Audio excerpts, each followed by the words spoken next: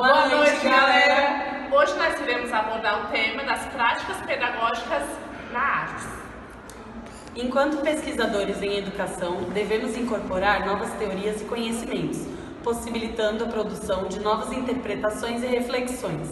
Dentre as características da pesquisa qualitativa, buscamos observar atentamente a preocupação em retratar a perspectiva dos sujeitos, a obtenção de dados descritivos no contato direto do pesquisador com a situação estudada, favorecendo a compreensão do problema central de estudo. Para a discussão proposta nesse texto, pontuamos questões referentes às principais tendências pedagógicas para o ensino da arte surgidas ao longo da história da educação e refletir sobre os dados coletados na sala de aula, analisados à luz das teorias que fundamentam esse estudo, os quais nos trouxeram alguns apontamentos sobre o objeto de estudo elencado nesse trabalho. Dessa forma, o texto está dividido em duas partes. A saber, na primeira, procuramos discutir brevemente sobre algumas tendências pedagógicas para o ensino da arte, destacando a proposta triangular como a principal tendência para o ensino da arte na contemporaneidade,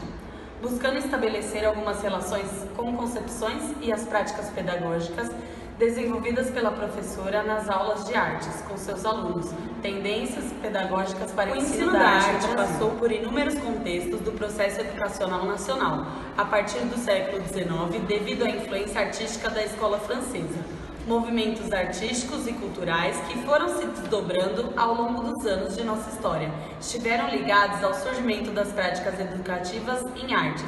no qual destacamos a criação da Escola de Belas Artes e da Missão Francesa no Rio de Janeiro em 1816, influenciando a arte brasileira acadêmica dessa época, Dicionário das Artes Plásticas no Brasil, 1969. Outros momentos da história da arte nacional foram testemunhados por acontecimentos como os da Semana da Arte Moderna da década de 1920, período responsável pelas novas concepções de arte essencialmente brasileiras e pelo surgimento de grandes artistas, como Anita Malfatti, Tarsila do Amaral, o surgimento das universidades nos anos 30 e das bienais de arte 20 anos depois, como o Bienal de São Paulo, as mobilizações culturais populares da década de 1960, a implantação da educação artística nas escolas brasileiras por meio da Lei de Diretrizes e Bases da Educação, número 5.692/71. A obrigatoriedade do ensino de arte nas escolas brasileiras nos anos 90 pela Lei número 9.394/96 e os parâmetros curriculares nacionais de 1997 e 1998, além dos diversos debates e discussões de pesquisadores da educação e da arte com relação a metodologias usadas por esse tipo de ensino e que se estende a práticas pedagógicas no ensino da arte, na educação de jovens e adultos, a arte por meio de suas diferentes linguagens artísticas, como, por exemplo, as quatro principais citadas pela Lei de Diretrizes e Bases da Educação Nacional, número 9394/96. Artes visuais, música, teatro e dança, além de ser registro visual de diferentes expressões e formas humanas criadas ao longo da história. Acompanhando as mudanças e transformações ocorridas na sociedade, possibilita ao indivíduo diferentes formas de se expressar e dialogar com o mundo, transmitindo as ideias e expressões humanas, construindo conhecimento. A construção do conhecimento humano e as diferentes formas do homem se manifestar foi se modificando ao longo dos tempos na história da humanidade, acompanhando as modificações sociais, políticas e históricas da própria sociedade, buscando criar novas e diferentes formas de se comunicar com a realidade e a sua volta interpretada.